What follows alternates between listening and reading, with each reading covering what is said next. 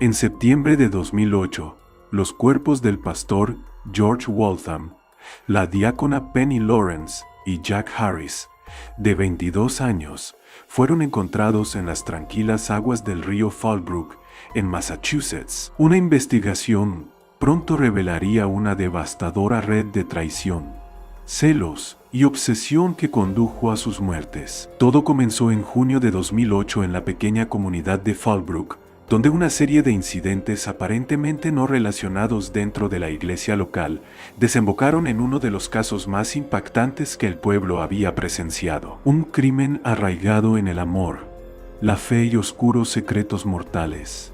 A las 7:30 de la mañana del 12 de septiembre de 2008, dos pescadores salieron a lo que pensaron sería una mañana ordinaria junto al río en Fallbrook, Massachusetts. El aire era fresco, con el aroma de la tierra húmeda y pinos, mientras la luz del sol se reflejaba en el agua creando suaves ondas doradas. Los dos hombres, amigos de toda la vida, eligieron su lugar habitual, un recodo tranquilo del río sombreado por árboles colgantes. Mientras desempacaban su equipo, su charla casual fue abruptamente interrumpida por una visión que ninguno olvidaría por el resto de sus vidas. Al principio notaron lo que parecía ser una tela de colores brillantes, enredada entre los juncos cerca de la orilla del río.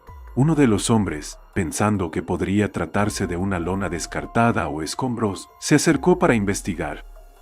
Pero al llegar al borde del agua, la realización lo golpeó como un puñetazo en el estómago. Lo que vio no era tela, era un cuerpo. La figura estaba boca abajo en el agua, poco profunda. La ropa pegada al cuerpo revelaba una quietud inquietante que ningún ser vivo podía imitar. El pánico lo invadió mientras gesticulaba frenéticamente para que su compañero se acercara. Momentos después, el segundo hombre, ya junto a él, divisó otros dos cuerpos, parcialmente sumergidos cerca. El trío estaba vestido de manera inquietante con atuendos formales, como si estuvieran preparados para un evento solemne, en lugar del cruel destino que los había reclamado. Los hombres quedaron paralizados, incapaces de procesar lo que tenían ante ellos. Tres figuras sin vida flotando entre los juncos, con el agua poco profunda ondulando suavemente a su alrededor. Como burlándose del lúgubre silencio, los pescadores actuaron rápidamente, llamando a los servicios de emergencia con manos temblorosas. Las palabras que lograron transmitir a la operadora fueron entrecortadas y vacilantes, pero suficientes para enviar a la policía local y a los servicios de emergencia. La pequeña ciudad de Fallbrook pronto quedó conmocionada por el ulular de las sirenas, mientras las fuerzas del orden descendían sobre la tranquila orilla del río. En el momento en que las autoridades llegaron, una pequeña multitud ya se había reunido, atraída por el alboroto. La pacífica orilla del río, conocida por bautismos y picnics comunitarios, se había convertido en el escenario de un descubrimiento horrendo. Los primeros en responder cuidadosamente sacaron los cuerpos del agua, y cada paso revelaba detalles más inquietantes. Las manos de las víctimas estaban firmemente atadas con hilo de pesca, cuyos bordes afilados habían cortado profundamente sus muñecas, dejando marcas rojas y sangre seca.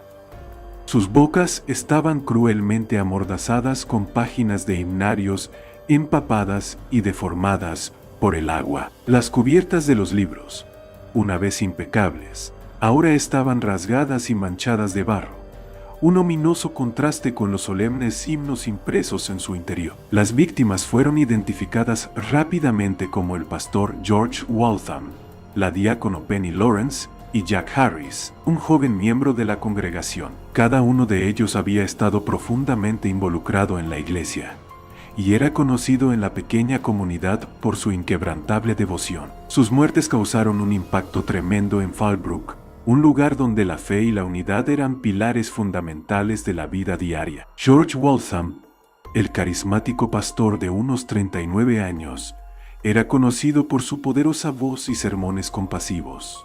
Cuando su cuerpo fue colocado en una bolsa del forense, murmullos se propagaron entre la multitud. Aquellos que lo conocían hablaban de un hombre que había llevado consuelo a innumerables vidas, y verlo despojado de su dignidad en la muerte era un espectáculo demasiado terrible para muchos. Lawrence, vestida con su túnica de diácono, fue la siguiente en ser recuperada. Su cabello, normalmente peinado con meticulosidad, ahora estaba pegado a su rostro en oscuros y enredados mechones. Madre de 2 hijos y miembro devota de la congregación, era admirada por su dedicación y amabilidad. Cuando su cuerpo fue cuidadosamente colocado en la orilla, la evidencia clara de su muerte violenta parecía contradecir todo lo que representaba su vida. Los murmullos en la multitud se hicieron más fuertes. ¿Cómo podía haberle sucedido esto a alguien tan recto?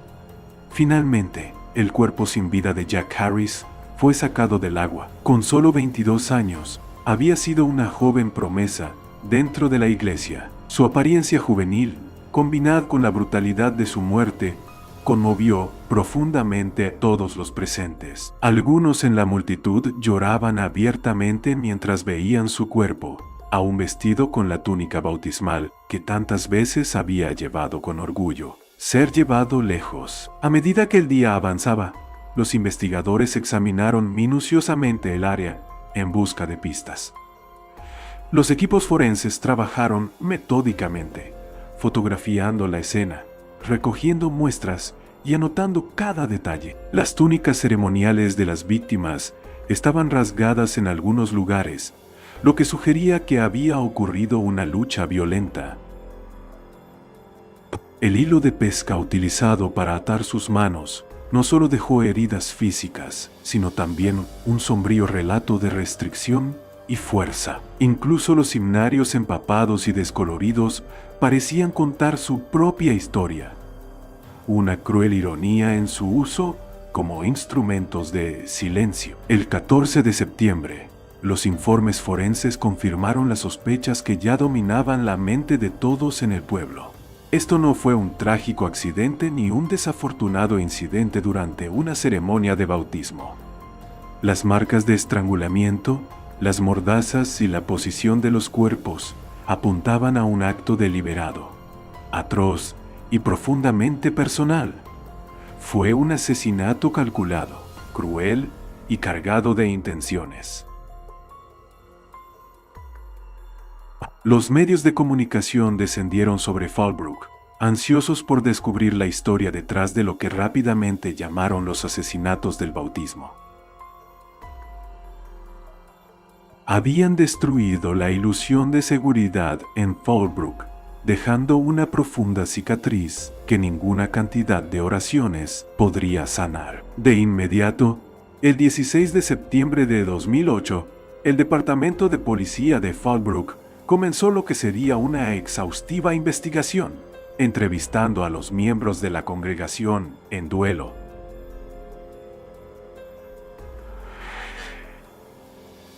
La pequeña comunidad, aún conmocionada por los brutales asesinatos del pastor George Waltham, la diácona Penny Lawrence y Jack Harris, se reunió en grupos solemnes en el salón de la iglesia.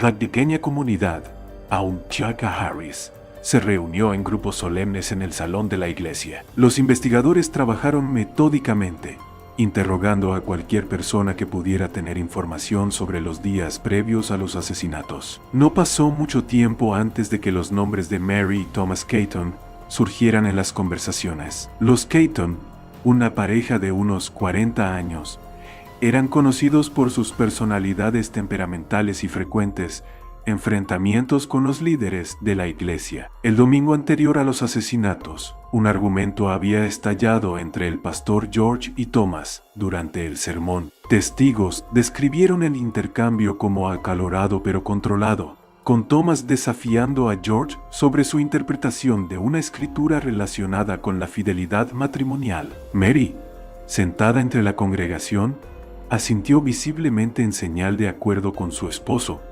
con los labios apretados en una línea delgada de desaprobación. En ese momento, pareció ser una típica discrepancia, el tipo que ocasionalmente surgía en comunidades unidas.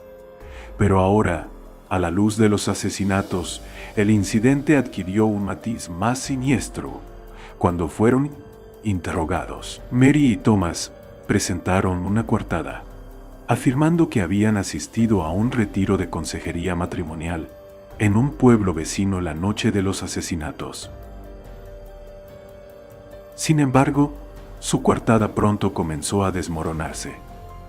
El centro de retiros no tenía registros de su inscripción, y el consejero con quien dijeron haberse reunido había estado retirado durante 2 años. Las inconsistencias en su historia hicieron que los Keaton se convirtieran en un foco de sospechas tempranas, pero sin evidencia concreta que los relacionara con el crimen. Los investigadores no tuvieron más opción que profundizar en la búsqueda.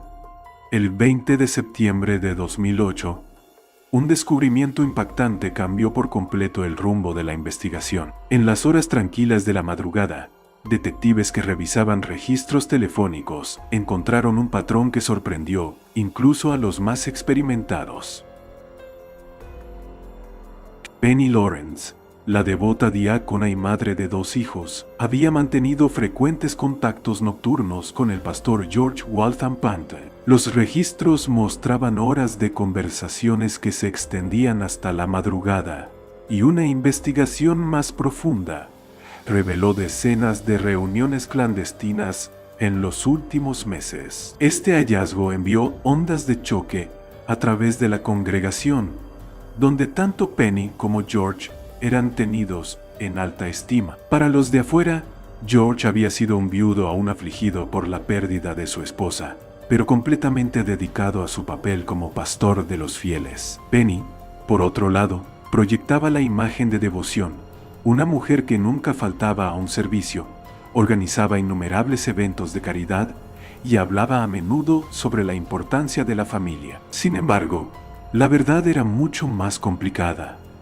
Bajo su perfecta fachada, Penny había estado luchando matrimonio con Jonathan Lawrence, un fideicomisario de la iglesia y figura respetada en Fallbrook. Su relación, alguna vez construida sobre amor y fe mutuos, se había deteriorado a lo largo de los años, convirtiéndose en una fría y distante asociación. Jonathan, a menudo absorto en las finanzas de la iglesia y sus negocios secundarios, dejaba a Penny sintiéndose invisible e insatisfecha.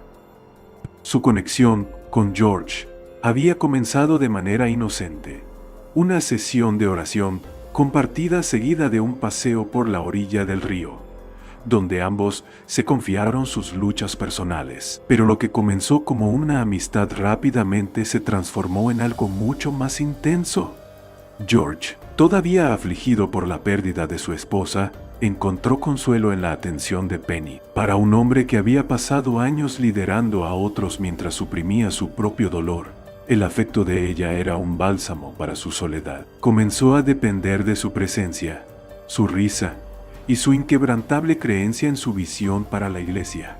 A medida que su conexión se profundizaba, ambos se volvieron descuidados. Momentos privados eran robados a plena vista, y sus miradas prolongadas y conversaciones en voz baja fueron notadas por más de unos pocos miembros observadores de la congregación. La profundidad de su relación quedó en evidencia el 25 de septiembre de 2008, cuando una pista anónima llevó a los investigadores a una caja de seguridad descartada, escondida entre un grupo de juncos río abajo desde la escena del crimen. La caja, oxidada y empapada por el agua, contenía una colección de secretos que cambiarían para siempre la percepción de las víctimas. En su interior estaban el diario personal de Penny, varias cartas de amor escritas a mano, intercambiadas entre ella y George, y un sobre que contenía $155 en efectivo.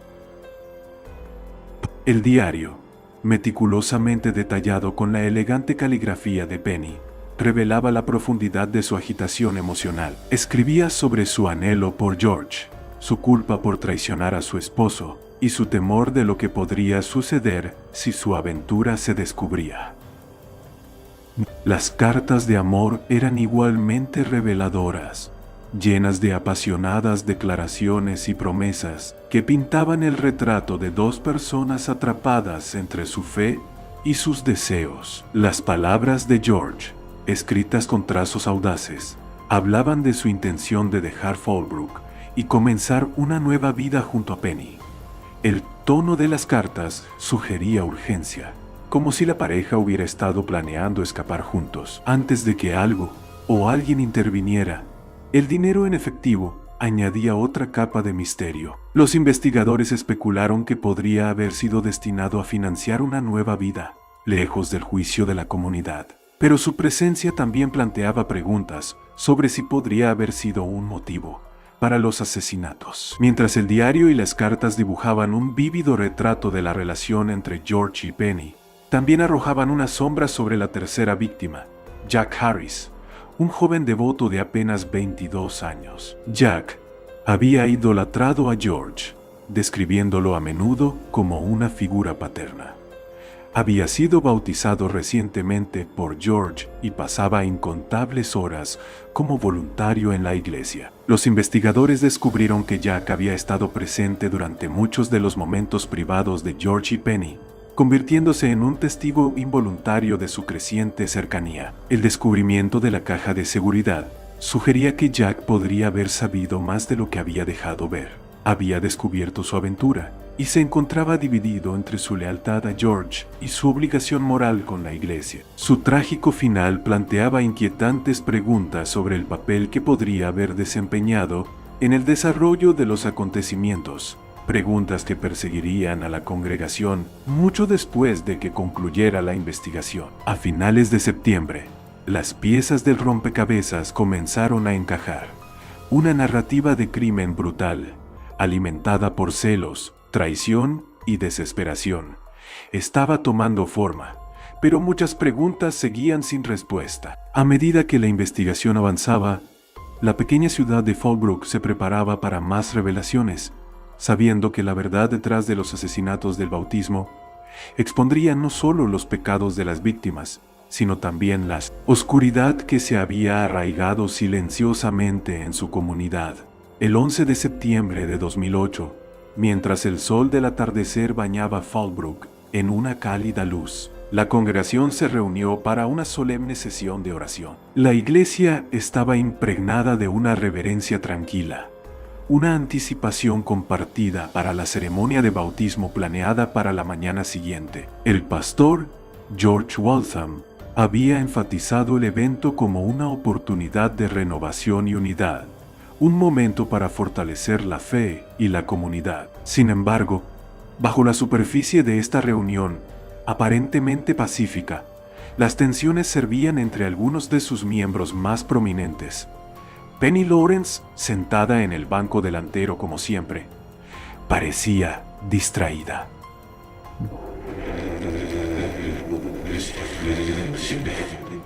Sus manos sostenían su Biblia, pero su mirada se desviaba con frecuencia hacia el pastor George al otro lado de la sala. Su esposo, Jonathan Lawrence, la observaba atentamente, su rostro marcado por una expresión sombría. Había estado cada vez más sospechoso de las ausencias nocturnas de su esposa y de las llamadas telefónicas en voz baja. Aunque esa noche no se hicieron acusaciones, quienes estaban cerca de la familia Lawrence luego describirían a Jonathan como inusualmente callado, su ira contenida detrás de una máscara de atención cortés. La sesión de oración terminó con un himno, pero mientras la congregación se dispersaba, algunos miembros notaron una interacción entre Jonathan, Penny y George. Los testigos recordaron una tensión sutil pero inconfundible.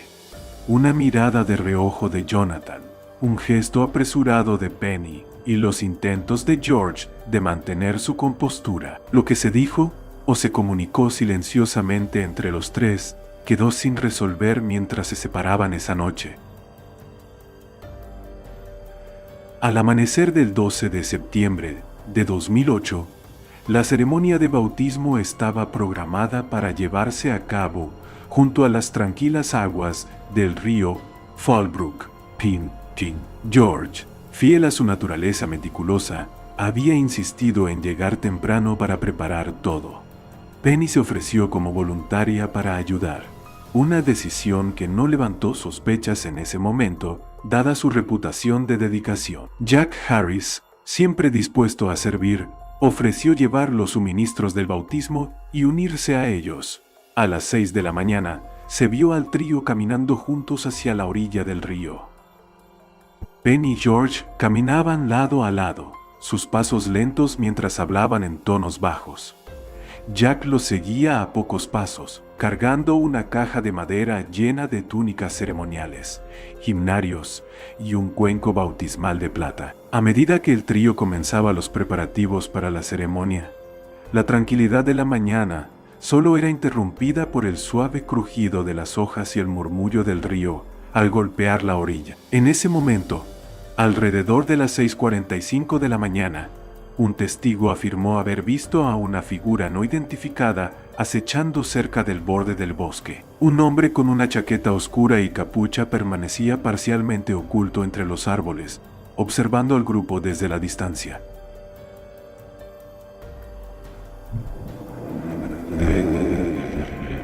El testigo, un corredor que pasaba por un sendero cercano, asumió que era alguien de la congregación que había llegado temprano y no le dio mayor importancia. En ese momento, sin embargo, este avistamiento se convertiría más tarde en una pieza clave de evidencia. Lo que comenzó como una tranquila mañana se tornó mortal en cuestión de minutos. A través de testimonios y pruebas físicas, los investigadores reconstruyeron la aterradora secuencia de eventos. Jonathan Perry, consumido por los celos y la ira, había decidido confrontar a George esa mañana. La noche anterior, el 10 de septiembre, había seguido a Penny Lawrence hasta la casa parroquial de George, donde presenció lo suficiente para confirmar sus sospechas. Enfurecido, buscó a Thomas Caton, un conocido cercano y miembro de la iglesia, para compartir su descubrimiento. Alimentados por el alcohol y su resentimiento compartido hacia George, ambos hombres idearon un plan. Inicialmente, su objetivo era humillar públicamente a George y destruir su reputación, pero con el paso de las horas y el aumento de su enojo, el plan se volvió mucho más oscuro. Cuando Jonathan y Thomas llegaron a la orilla del río, la confrontación rápidamente escaló.